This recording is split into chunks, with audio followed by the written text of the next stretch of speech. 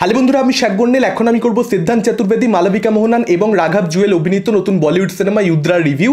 এই সিনেমাটার ভালো দিক খারাপ দিক নিয়ে আলোচনা করবো আজকের এই ভিডিওতে। স্পয়লার না দিয়ে গল্প সম্পর্কে যদি একদম ছোট করে বলি, ইউদ্রা একটা মা বাপ মরা ছেলে যার অ্যাঙ্গার ইস্যুজ রয়েছে এবং যার বাবা অ্যাকচুয়ালি চেয়েছিল ইন্ডিয়ার যে ড্রাগ র্যাকেট সেটাকে বাস্ট করতে, সেটাকে সম্পূর্ণরূপে ধ্বংস করে দিতে, কিন্তু সেটা করতে গিয়ে সে নিজেই স্ত্রী সমেত মার্ডার্ড হয়ে যায়। বাবার শেষটা করে যাওয়া কাজ সম্পূর্ণ করবার অপরচুনিটি পাচ্ছে, অর্থাৎ ড্রাগ র্যাকেটকে ইন্ডিয়ার বাস্ট করবার, ধ্বংস করবার অপরচুনিটি পাচ্ছে এখানে ইউদ্রা, এবং তার সঙ্গে সঙ্গে বাবার মৃত্যুর প্রতিশোধ নেওয়ারও অপরচুনিটি সে পাচ্ছে। এবার সেই অপরচুনিটিকে সে কিভাবে কাজে লাগাচ্ছে বা আদেও কাজে লাগাতে পারছে কিনা যাবতীয় জানতে গেলে আপনাদেরকে এই ছবিটা হলে গিয়ে দেখে নিতে হবে। এর প্রথম ভালো দিক নিয়ে যদি কথা বলি, এর অ্যাকশন ডিপার্টমেন্টটা ব্রিলিয়ান্টলি, দুর্দান্তভাবে ডিজাইন করা হয়েছে এবং অ্যাকশানে যেভাবে অ্যাকশনটাকে শ্যুট করা হয়েছে তার সঙ্গে সঙ্গে ব্যাকগ্রাউন্ড মিউজিকের কাজ গোটা ছবি জুড়েই কিন্তু ভালো। স্পেশালি হ্যান্ড টু হ্যান্ড কম্ব্যাটের যে সিনগুলো রয়েছে সেগুলো কিন্তু ওয়েল ডিজাইন। সিদ্ধান্ত চতুর্বেদী কিন্তু অ্যাকশনটা বেশ ভালোই করেছে। একজন হিরোকে রিয়েলি ফিট হতে হয়, ফ্লেক্সিবল হতে হয় এই ধরনের অ্যাকশন করবার জন্য, পুল অফ করবার জন্য এরকম হ্যান্ড টু হ্যান্ড কম্ব্যাটের সিন,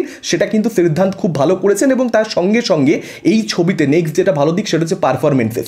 এখানে কিন্তু সিদ্ধান্তের পারফরমেন্স ইমোশনাল সিনগুলোতেও ভালো, বা ছবিটার প্রথম ভাগটা খানিকটা সময় রমকম স্পেসে থাকে ছবিটা, সেই সময়ে কিন্তু সিদ্ধান্তকে বেশ ভালো লাগে। এবং তার সঙ্গে সঙ্গে মালবিকা মোহনান, সেও কিন্তু ভালো অভিনয় করেছে। দুজনের মধ্যে কিন্তু কেমিস্ট্রি ওয়ার্ক করেছে। কিছু সিন কিন্তু এরকম রয়েছে যেখানে দুজনের পারফরমেন্স সত্যি ভালো। একটা পার্টিকুলার সিনের কথা, একটা স্পেসিফিক সিনের কথা আমি বলতে চাইবো। জেলের মধ্যে সিদ্ধান্তের সঙ্গে দেখা করতে গেছে মালবিকা, এটা কোনো ধরনের স্পয়লার না, ট্রেলারের মধ্যে দেখিয়ে দেওয়াই হয়েছে যে সিদ্ধান্ত জেলে যাবে। সেখানে ফার্স্ট হাফ ওই পার্টিকুলার সিনটাতে দুজনের পারফরমেন্স সত্যি খুব ভালো ছিল। এবং তার সঙ্গে সঙ্গে গজরাজ রাও, তার সঙ্গে সঙ্গে রাম কাপুর, তার সঙ্গে সঙ্গে রাঘব জুয়েল, এরা কিন্তু প্রত্যেকেই পারফরমেন্স ভালো দিয়েছে। মালবিকা মোহনানের ক্যারেক্টারটা শুধুমাত্র লাভ ইন্টারেস্ট হয়ে থেকে যায়নি। এই ধরনের হিরো ড্রিভেন ছবিতে, স্পাই থ্রিলার ছবিতে অনেক ক্ষেত্রে দেখতে পাওয়া যায় নায়িকার সেভাবে কিছু করবার থাকে না। এখানে কিন্তু ফিমেল লিডের গল্পে প্রয়োজনীয়তা আছে, তার অনেক কিছু করবার রয়েছে। স্পেশালি একটা সিন রয়েছে একদম ক্লাইম্যাক্সের দিকে, আমি ডিটেলসে যাব না, যেখানে মালবিকা মোহনান অনেকগুলো কল খুলে দেয় এবং মালবিকা মোহনানকে কিন্তু অন্যান্য দৃশ্যে অ্যাকশন করতেও দেখতে পাওয়া গেছে। তো তার কিন্তু এই গল্পে প্রয়োজনীয়তা আছে, সেটা ভালো। এবং তার সঙ্গে সঙ্গে রাম কাপুর একটা বেশ ভালো ক্যারেক্টার পেয়েছে, এটাও বলা যেতে পারে। আর ফার্স্ট হাফটা ঠিকঠাকভাবে এগোয়। ফার্স্ট হাফটা আমি বলবো না যে এক্সট্রিমলি ভালো কিছু হচ্ছে বা এক্সট্রিমলি খারাপ কিছু হচ্ছে, ঠিকঠাকভাবে সেটা এগোয়। প্রবলেমটা শুরু হয় সেকেন্ড হাফ থেকে। তার আগে বলে নেওয়া দরকার যে ক্লাইম্যাক্সের শেষ 20-30 মিনিট সেই জায়গাটা ওয়ার্ক করে, যে কারণে ওভারঅলে আমি এটাকে একটা অ্যাভারেজ ফিল্ম বলবো। দেখুন, একটা ছবি স্ক্রিন প্লে স্টোরি হচ্ছে শ্রীরাম রাঘবনের, সেটা একটা বেসিক ছবি তো হয়ে যাবেই, একটা ঠিকঠাক ছবি তো সেটা হয়ে যেতে বাধ্য। পাঠানকে আমি এক সাইডে সরিয়ে রেখে কথাটা বললাম, পাঠান ছবিটাও শ্রীধর রাঘবনেরই লেখা। তো এই ছবিটার যেটা মূল সমস্যা হয়ে গেছে সেটা হচ্ছে সিদ্ধান্ত চতুর্বেদীর ক্যারেক্টারের সঙ্গে আমাদের যাতে অ্যাটাচমেন্ট হয়, একটা ইমোশনাল অ্যাটাচমেন্ট, সেটার চেষ্টা অনেক ক্ষেত্রেই কিন্তু ডিরেক্টর ফার্স্ট হাফে করেছে। ফার্স্ট অ্যাক্টে প্রথম 30 মিনিটে সেটা চেষ্টা প্রচণ্ডভাবে করা হয়েছে, তারপরেও ইনফ্যাক্ট করা হয়েছে। মালবিকা মোহনানের ক্যারেক্টারটা এবং সিদ্ধান্তের ক্যারেক্টারটার মধ্যে যে প্রেমটা, ওই সম্পর্কটা, সেটার জন্য যাতে আমরা ফিল করি, ইনভেস্টেড হয়ে যায় ইমোশনালি, সেটার চেষ্টাও করা হয়েছে। কিন্তু সব ক্ষেত্রেই কিন্তু এখানে ডিরেক্টর ব্যর্থ হয়েছেন।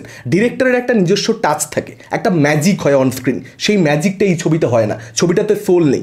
এখন অনেক ক্ষেত্রে এরকমটা হতে পারে যে কাট একটা স্পাই থ্রিলার, কোনো ইমোশন ফিমোশনের গল্প নেই, একদম কাট ছবি, সেটাও কিন্তু খুব ভালো হতে পারে। সব ছবি ইমোশনাল করতে হবে সেটার কোনো মাথার দিব্যি নেই। যদিও ইমোশনাল করতে চেয়ে করতে পারছে না, সেটা একটা প্রবলেম। কিন্তু কাট স্পাই থ্রিলার ভালো সেটাও হচ্ছে না। তার কারণ হচ্ছে এখানে অ্যান্টাগনিস্টদের যে দিকটা, রাঘব জুয়েল কিংবা রাজ অর্জুন, বাবা ছেলে, ওদের মধ্যে কি সম্পর্ক, বা এই যে পুরো ড্রাগ র্যাকেটটা, সেখানে কারা বিগ প্লেয়ার্স রয়েছে, তাদের নিজেদের মধ্যে কি ইকুয়েশন, এই যে আন্ডার ওয়ার্ল্ড বা এই ড্রাগ ওয়ার্ল্ড যেটাই বলুন না কেন, সেটাকে পুরোপুরি যে এস্টাবলিশ করা প্রপারলি, সেই এস্টাবলিশমেন্টটা হয়নি। এই ওয়ার্ল্ডটার এস্টাবলিশমেন্ট, এদের নিজেদের মধ্যে কি ইকুয়েশন, সেটা সঠিকভাবে এখানে লেখাই হয়নি। সেই দিকটা হয়ে গেছে ছবির সব থেকে খারাপ জায়গা। ছবিটা দেখে যেটা মনে হলো, গল্পটা শুরু এবং গল্পটা শেষ, সেটা নিয়ে খুব পরিষ্কার ধারণা এখানে শ্রীধর রাঘবনের ছিল। সেটাই হচ্ছে বেসিক্যালি গল্পটার সোর্স, গল্পটার মূল জায়গা। কিন্তু মাঝখানে যা হচ্ছে সেই ব্যাকড্রপটা, সেটা ড্রাগ ওয়ার্ল্ডের পরিবর্তে আপনি যে কোনো ব্যাকড্রপ রাখতে পারতেন। সেটাকে আপনি একটা টেররিস্ট অর্গানাইজেশন করে দিতে পারতেন, ড্রাগস পাচারের বদলে আর্মস ডিলিং করে দিতে পারতেন, তাতে কিছুই যেতে আসতো না। এরকম কিন্তু অনেক সিনেমাতেই হয় যে বেশ কিছু টুল ইউজ করা হয় একটা গল্প বলবার জন্য। সেই টুলগুলো আসলে ইম্পর্টেন্ট না, সিনেমাটা দেখা শেষ হওয়ার পরে এরকমটা ভালো করে ভাবলে মনে হতে পারে, কিন্তু সেই টুলগুলোকে কিভাবে প্লেস করছি, টুলগুলোকে কিভাবে এস্টাবলিশ করছি গল্পের মধ্যে, সেটা কিন্তু ইম্পর্টেন্ট। এবং সেই জায়গাতেই কিন্তু এখানে রাইটার হিসেবে শ্রীধর রাঘবন ব্যর্থ হয়েছেন, এটা একেবারে পরিষ্কার। রাঘব জুয়েল কিংবা রাজ অর্জুন, সেই ক্যারেক্টারগুলো ভালোভাবে লেখা নয়। এখানে অ্যান্টাগনিস্ট পুয়ার, মানে দুর্বল অ্যান্টাগনিস্ট, এবং তার সঙ্গে সঙ্গে এখানে প্রেমের দিকটাকে একটু বেশি ফোকাস করা হয়েছে। ফার্স্ট হাফে সময় দেওয়া হয়েছে, ওকে, ওয়েল অ্যান্ড গুড, কিন্তু সেকেন্ড হাফে প্রেমের দিকটাকে রাখা, সেখানে কিছু গান এমনভাবে ঢুকে যাওয়া যে গানগুলো ওই সময় ছবিতে একেবারেই দরকার নেই, জোর করে ফিট করা হচ্ছে গানটাকে, ওইগুলো না বিচ্ছিরি লাগছিল। মানে সিদ্ধান্ত আর মালবিকার প্রেমটাকে একটু বেশি হাইলাইট করেছে। এনাফ ছিল ফার্স্ট হাফে যেটুকু দেখিয়ে দিয়েছে, এনাফ। সেকেন্ড হাফে দরকার ছিল না, যে কারণে সেকেন্ড হাফে ছবিটা ট্র্যাক হারিয়ে ফেলে, যে কারণে সেকেন্ড হাফটা যথেষ্ট এঙ্গেজিং মনে হয় না এবং প্রেডিক্টেবল। মানে পুরো গল্পটাই আসলে প্রেডিক্টেবল, আগে থেকে বুঝতে পারা যায় যে কি হতে চলেছে। ক্লাইম্যাক্সের টুইস্ট কি সেটা অনেক আগে থেকে পরিষ্কার বুঝতে পারা যায়। যারা একটু বেশি সিনেমা দেখে, সিনেমা নিয়ে চর্চা করে, তাদের জন্য একেবারে পরিষ্কার হয়ে যাবে। যারা কম সিনেমা দেখে, খুব মাঝে সাঝে সিনেমা দেখে, তাদের জন্য হয়তো সেটা শকিং টুইস্ট হতে পারে, আমি জানি না। কিন্তু আমার জন্য এই ছবির মধ্যে টুইস্ট সেভাবে কোনোটাই কিন্তু খুব বিশেষ একটা ওয়ার্ক করেনি। আর ইন্টারভেল ব্লকেজটাকে সম্পূর্ণরূপে এখানে ওয়েস্ট করা হয়েছে। একটা ভালো টুইস্ট ছিল, কিন্তু বিগ টাইম ওয়ার্ক করতে পারতো, কিন্তু সেটাকে কি করলো, ইন্টারভেলের আগের মোমেন্টে যেটা দেখানো উচিত, ইন্টারভেল লেখাটা আসবে ঠিক আগের শটটাই ওটা হওয়া উচিত, সেটাকে কি করলো সেকেন্ড হাফে শুরুতে দেখাচ্ছে। মানে আমি 10 মিনিট ঘুরে টুরে এলাম, তারপরে সেকেন্ড হাফে ওটা দেখাচ্ছে। এদিকে আগে থেকেই ধরে ফেলেছি কি হবে অবশ্য, কিন্তু তাও আসলে কি হয়, টুইস্ট আপনি ধরেও যদি ফেলেন, যদি রিভিলটা প্রপারলি করতে পারে, সেই সময় যদি মজাটা দেখে যদি মজা আসে, তাহলেও কিন্তু অনেক ক্ষেত্রে ভালো লেগে যায় অনেক কিছু। সেটাও এখানে ডিরেক্টর করতে পারেনি। তো ডিরেকশনের দিক থেকেও একটা ব্যর্থতা অবশ্যই রয়েছে। এবং দেখুন, শ্রীধর রাঘবন একজন এমন রাইটার যে খাকির মতো ছবি লিখেছে, ফলত তার বারটা হাই। সেই অনুযায়ী একটা এক্সপেকটেশনও মানুষ সেট করে যে কী ছবি দেখতে পারি। সেই অনুযায়ী এই ছবিটা খুব একটা ভালো ছবি হয়নি। আদারওয়াইজ আপনি একটা অ্যাভারেজ ছবি, ঠিকঠাক একটা ডিসেন্ট ছবি হয়েছে বলতে পারেন। এবং এটাও একটা কথা আমি এখানে বলতে চাই, এই যে ওয়াল লিখছেন শ্রীধর রাঘবন, তার সঙ্গে সঙ্গে পাঠান লিখছেন, এটাও তো, ইউদ্রাও তো কাইন্ড অফ স্পাই থ্রিলার, একই জোনের মধ্যেই কোথাও একটা পড়ছে। ডিফারেন্সেস আছে কিন্তু একই জোন।